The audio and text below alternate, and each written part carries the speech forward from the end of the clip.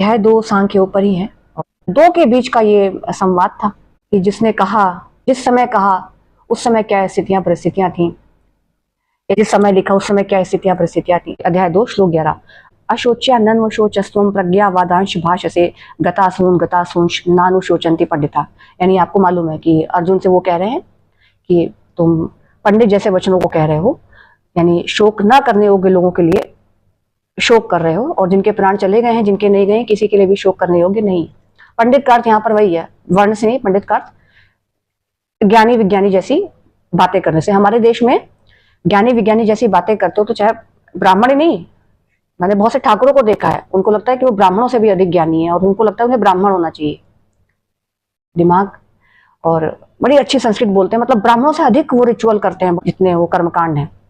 कर्मकांड से कोई पंडित नहीं होता, चाहे वो कोई दलित हो, चाहे कोई ठाकुर हो, चाहे कोई हो। श्लोक 12 में श्री कृष्ण कह रहे हैं, न त्वेवाहम जातु नासम न त्वम नेमे जनाधिपा न चैव न भविष्यामः सर्वे वयमतः परम।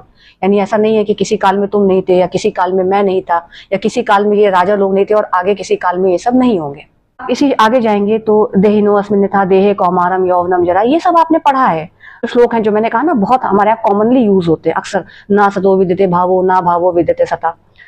इसके बाद बीच बीच में कुछ श्लोक स्किप कर रही हूँ। 72 श्लोक हैं अध्याय 2 में। न जायते म्रियते वा कदाचिन नायम भूत्वा भविता व न भूया अजो नित्या शाश्वतो अयम पुराणो न हन्यते हन्यमाने शरीरे। ये श्लोक मैं जब भी पढ़ती हूँ अध्याय 2 सांख्योग का, तो मैं बार बार इसका चिंतन मनन करती हूँ।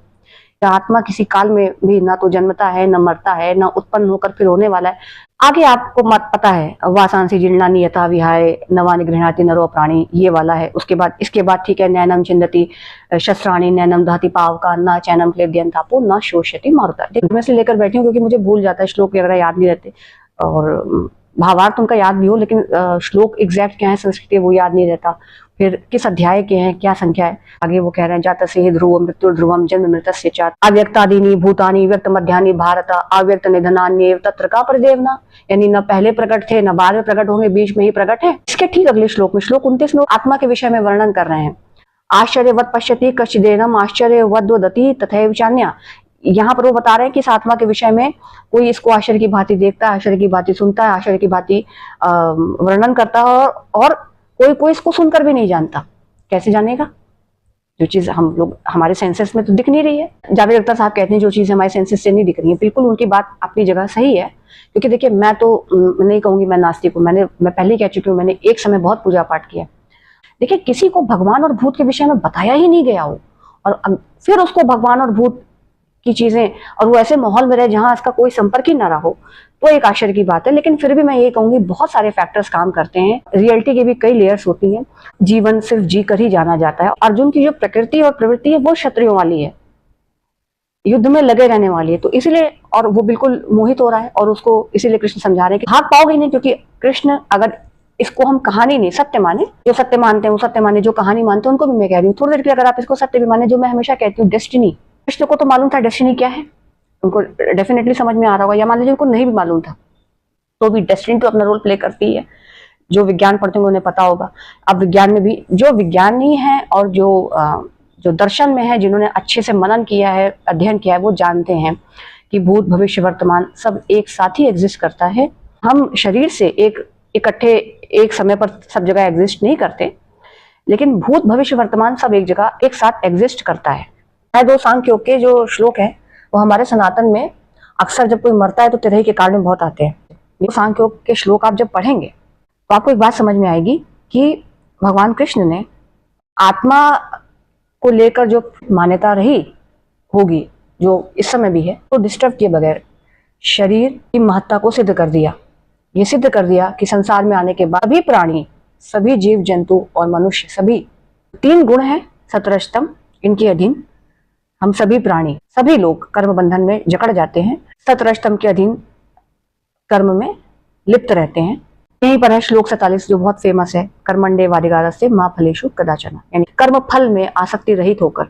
लोगों को लगता है कि सत्गुण बहुत महान होता है। जी नहीं, चाहे सत हो, चाहे रज हो, चाहे तम हो, वही सापेक्षता की बात है। तम से अधिक ठीक रज है, रज से अधिक ठीक सत है। काली जो है, भैरव जो है, ये सब तम के देवता हैं, क्या इनका महत्व नहीं है? भगवान ही है। तो तम का भी अपना महत्व है, रज का भी अपना महत्व है, सत का भी अपना महत्व है। तीनों ही महत्वपूर्ण भी हैं, तीनों ही उपयोगी भी हैं और तीनों ही दुरुपयोगी भी हो सकते हैं। ये डिपेंड करेगा हमारे अपने अपने व्यक्तिगत विवेक पर। और फिर मैं तो बार बार कहती हूँ, डेस्टिनी तो सबसे बड़ी चीज होती है, क्योंकि प्रारब्ध ऐसा होता है कि बड़े बड़े की बुद्धि हर जाती है। यही पूरी गीता में यही बताया उन्होंने कि यही त्रिगुणात्मिका प्रकृति और इंद्रियों के विषय, और इसी में रमता घूमता मनुष्य, सारा प्राणी समुदाय, समस्त जीव जंतु सभी। श्लोक 54 में अर्जुन उवाच स्थित प्रगस्य का भाषा समाधिस्थस्य केशव स्थित ही किम प्रभाषेत किमासीत व्रजेत किम। अर्जुन पूछ रहे हैं, हे केशव, समाधि में स्थित परमात्मा को प्राप्त हुए स्थिर बुद्धि पुरुष का क्या लक्षण है? वह स्थिर बुद्धि पुरुष कैसे बोलता है, कैसे बैठता है और कैसे चलता है? अब आइए अपने समाज में जो इस समय प्रचलित संत हैं, गुरु हैं, जरा देखिएगा, लक्षण देखिएगा आप कितने घटते हैं। श्री भगवान उवाच प्रजहाति यदा कामान सर्वान पार्थ मनोगतान आत्मन्यवात्मना तुष्टा स्थित प्रज्ञस्त दोच्यते।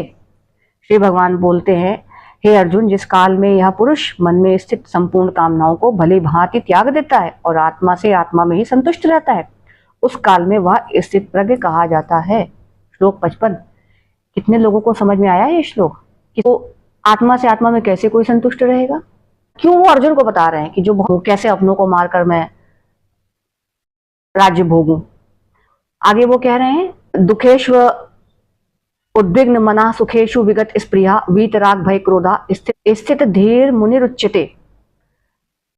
यानी दुखों की प्राप्ति होने पर जिसके मन में उद्वेग नहीं, सुख की प्राप्ति में जो सरता नहीं, स्प्रिय, स्प्रिय का अर्थ इच्छा होता है, जिसके राग भय क्रोध नष्ट हो गए, ऐसा मुनि स्थिर बुद्धि कहा जाता है। देखिए यही श्लोक मैं कहती हूँ ना कि बहुत सावधानी बरतनी है। अब अगर मैं पढ़ूंगी तो मैं क्या, कोई भी बच्चे भी पूछ लेंगे कि भैया राग भय क्रोध, तो कृष्ण ने भी तो कितनी बार क्रोध किया, राम ने भी क्रोध किया, उनके भी क्रोध नहीं नष्ट हुए थे, हो गए थे क्या?